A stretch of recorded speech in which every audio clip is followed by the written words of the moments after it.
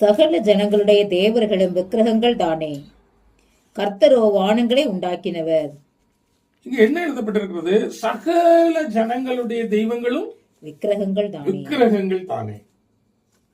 சகல ஜனங்கள் என்று ஜனங்களை குறித்து சொல்லப்பட்டிருக்கிறது. உண்மையான தெய்வத்தினுடைய ஜனத்தை ஜனம் என்று சொல்லியிருக்கிறது பரிசுத்த வேதாகம். சகல ஜனங்களுடைய தெய்வங்களும் என்ன போட்டிருக்குது? விக்கிரகங்கள் தானே. கர்த்தரோ வானங்களை உண்டாக்கினவர். கர்த்தர் தான் வானங்களை உண்டாக்கினவர்.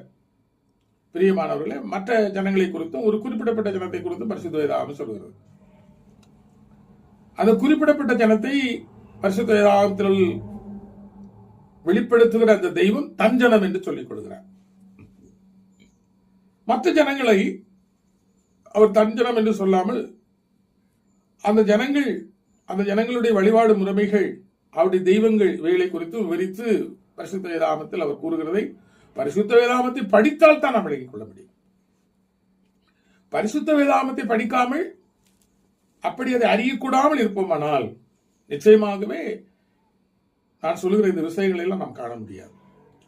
சகல ஜனங்களுடைய தெய்வங்களும் விக்கிரகங்கள் தானே அப்படின்னு சொல்லி இந்த வேதம் சொல்லுகிறது. அது கிறிஸ்தவர்களையும் உள்ளடக்கித்தான் சொல்லுகிறது.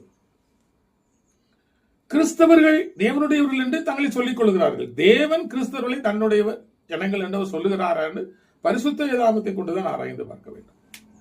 கிறிஸ்தவர்களை உண்மையான தெய்வம் தன்னுடைய ஜனம் என்று சொல்லவில்லை என்று நம்ம வேதத்திலே எடுத்து காட்ட முடியும். கிறிஸ்தவர்கள் என்று சொல்லுகிறவர்கள் தேவனுடைய ஜனங்களா?